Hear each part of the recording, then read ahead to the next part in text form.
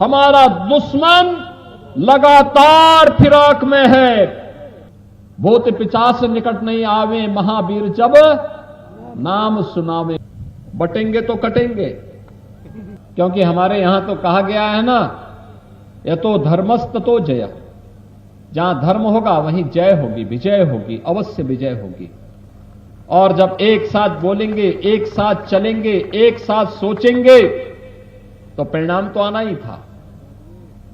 श्री अयोध्या धाम में प्रधानमंत्री जी के कर कमलों से अयोध्या में श्री राम जन्मभूमि पर आपने भगवा सनातनी ध्वज को फहराते हुए देखा होगा। कितना भव्य ध्वज आप देख रहे होंगे। यहां मंदिरों पे भी जो ध्वज फहराया गया है, सब भगवा ध्वज है। ये भारत के सनातन धर्म की परंपरा का ध्वज है। ये भारत के सनातन धर्म की परंपरा का प्रतीक है। ये केवल एक वस्त्र नहीं, ये आसमान की ऊंचाइयों को छूने वाला, हर सम विषम परिस्थितियों में सनातन धर्म अपने मूल्य और आदर्शों की पताका को ऐसे ही ऊंचा बना करके रखेगा। यह संदेश देने वाला एक कार्यक्रम अयोध्या धाम में आपने देखा होगा। 500 वर्षों के बाद यह अवसर आया था। याद करिए, जब 9 नवंबर 2019 को माननीय उच्चतम न्यायालय ने सर्वसम्मति से फैसला दिया कि जहां अयोध्या में रामलला विराजमान है, वही प्रभु श्री राम की पावन जन्म भूमि है, और वहां पे मंदिर निर्माण का मार्ग प्रशस्त कर दिया। पहली बार हुआ जब भारत का कोई प्रधानमंत्री अयोध्या में गया था, और अयोध्या में जाकर के उन्होंने अपने कर कमलों से प्रभु के मंदिर निर्माण के कार्यक्रम का शुभारंभ किया था। मोदी जी स्वयं गए थे और वहां पर इस कार्यक्रम का शुभारंभ किया। दूसरा, जब गत वर्ष अयोध्या धाम में भगवान के मंदिर में भगवान श्री राम का 500 वर्षों के बाद मूर्ति प्राण प्रतिष्ठा का कार्यक्रम हुआ था, तब भी अयोध्या धाम की इस अलौकिक छटा को दुनिया ने देखा था। भारत के गौरव को दुनिया ने अनुभव किया था। और तीसरी घटना 25 नवंबर को घटित होती है। आपने देखा होगा कैसे अयोध्या में भगवान राम के भव्य मंदिर में एक भगवा धर्म ध्वजा कैसे लहरा रही है, एकदम लहरा रही है, सनातन के गौरव की प्रतीक बन गई है।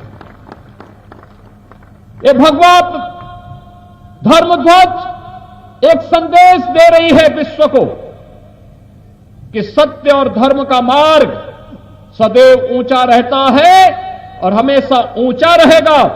इसको कोई झुका नहीं सकता, कोई झुका नहीं सकता है। धर्म की जय होगी, अवश्य जय होगी।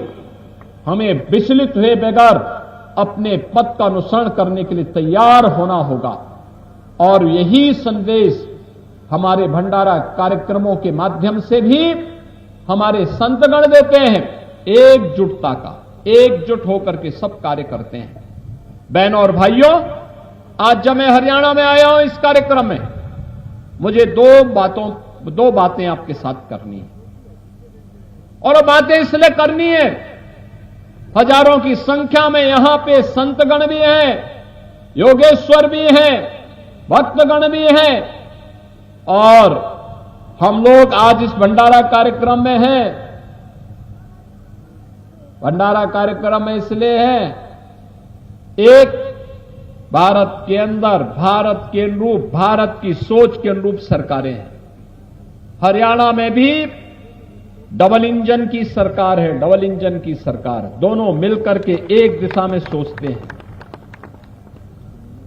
हरियाणा विकास के पथ पर आगे बढ़ रहा है। यहां के लोकप्रिय मुख्यमंत्री श्री नायब सिंह सैनी जी के नेतृत्व में आज भी हरियाणा एक नए विकास के प्रतिमान को स्थापित करते हुए आगे बढ़ रहा है। तो स्वाभाविक रूप से जब स्वर्ण युग आता है तो हमें उतना ही चैतन्य और सतर्क रहने की भी प्रेरणा देता है। याद करना, भारत का जब स्वर्ण युग आया था तब विदेशी हमले भी होने प्रारंभ हो गए थे। हमें फिर से सतर्क होना होगा। ये हमले दो प्रकार से होंगे। एक हमला आज के दिन पे पीछे हाथ होगा विदेशियों का, लेकिन सतर्क हमें होना होगा। ये हमले दो प्रकार के होंगे। एक हमला होगा धर्मांतरण के माध्यम से और दूसरा होगा नशा के माध्यम से। याद करना, हम सबको याद रखना होगा, कोई भी सनातन विरोधी कार्य स्वीकार्य नहीं होना चाहिए। भारत और विश्व मानवता की रक्षा करने के लिए सनातन धर्म की रक्षा आवश्यक है। अगर दुनिया के अंदर इस चराचर जगत की रक्षा करनी है तो सनातन की रक्षा करनी होगी, उसे सुरक्षित करना होगा, उसे हर हाल में सुरक्षित बनाना होगा। और ये तभी होगा जब हम सब मिलकर के एक रहेंगे। हमें बंटना नहीं है, बटेंगे तो कटेंगे। याद करना, जब भी हुआ है, जब भी बटे हैं, यही हुआ है। ये जाति के नाम पर नहीं बंटना है, तुष्टीकरण के नाम पे नहीं बंटना है, क्षेत्र के नाम पे नहीं बंटना है, भाषा के नाम पे नहीं बंटना है। सबको एक रहना है, एकजुट होकर के भारत के सनातन धर्म की ध्वजा पताका को अयोध्या में जैसे राम जन्मभूमि पे धर्म ध्वजा फहरा रही है, ऐसे ही सनातन की धर्म ध्वजा हर घर पर, हर सनातनी के घर पर लहराती हुई दिखाई देनी चाहिए। और दूसरा, नशा के खिलाफ एक प्रहार। ये नशा के कारोबार पूरी व्यवस्था को खोखला बनाने का कार्य कर रहे हैं। नशा नाश का कारण है, व्यक्ति की सोचने की सामर्थ्य समाप्त कर देती है। हमें हर हाल में हर प्रकार के नशे को दूर करना होगा, अपने युवाओं को इससे बचाना होगा, अपनी वर्तमान पीढ़ी को बचाना होगा, समाज को बचाना होगा। कोई भी उसकी नजदीक ना आने दे। याद करना, हमारा दुश्मन लगातार फिराक में है। वह किसी न किसी रूप में नशा का कारोबार भारत के अंदर फैलाना चाहता है। लगातार सीमा पार से इस प्रकार की शरारतें हो रही हैं। हम जाने अनजाने में इसकी चपेट में कतई ना आने पाए, कतई ना आने पाए, अन्यथा आने वाली पीढ़ियां, आने वाला भविष्य हमें कभी माफ नहीं करेगा, कभी माफ नहीं करेगा। और मैं अपने नाथ संप्रदाय से जुड़े हुए, खड़ दर्शन संप्रदाय से जुड़े हुए सभी पूज्य संतों और योगेश्वरों से ये अनुरोध करूंगा, एक विनम्र अपील करूंगा कि हमारे हर भंडारा कार्यक्रम में, हर धार्मिक आयोजन में धर्मांतरण के खिलाफ, लव जिहाद के खिलाफ, नशा के खिलाफ हर हाल में आवाज उठनी चाहिए, हर हाल में आवाज उठनी चाहिए। क्योंकि जो हमारी वर्तमान को खोखला बना रहा हो, हमारे आने वाली पीढ़ी के भविष्य को अंधकार की ओर धकेल रहा हो, उसे हमें कतई बर्दाश्त नहीं करना है, कतई बर्दाश्त नहीं करना है। हमें उसके खिलाफ एक बड़े अभियान को लेकर के चलना होगा। मैं अभी देख रहा था, नाथ संप्रदाय के कुछ गृहस्थ जोगी सारंगी बजा करके कार्यक्रम में आते समय अभिवादन कर रहे थे। बहनों और भाइयों, ये नाथ सिद्धों और योगेश्वरों का जन जागरण का पुराना तरीका रहा है।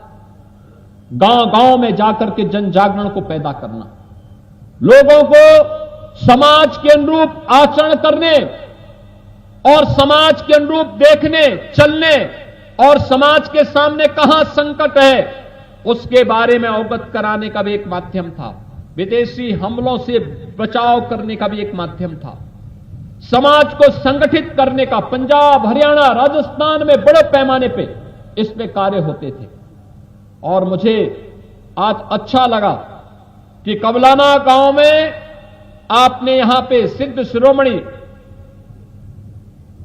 बाबा मस्तनाथ जी महाराज की भव्य मूर्ति, बाबा पालनाथ जी महाराज की भव्य मूर्ति, उनके गुरु भाई और इस परिवार से जुड़े हुए अन्य सिद्धों की, योगेश्वरों की भव्य मूर्ति के साथ ही शिव परिवार का और भूत प्रेत, भूत पिशाच निकट नहीं आवे, महावीर जब नाम सुनावे, बजरंग बली की भी भव्य मूर्ति का प्राण प्रतिष्ठा का कार्यक्रम आज यहां पर आपने संपन्न किया है। मैं इस अवसर पर आपको सबको बधाई देता हूं, अपनी शुभकामनाएं देता हूं और सभी जिन सिद्धों की मूर्तियां, जिन योगेश्वरों की यहां पे मूर्ति प्राण प्रतिष्ठा संपन्न हुई है, उनसे यही प्रार्थना करता हूं कि कबलाना गांव और झज्जर में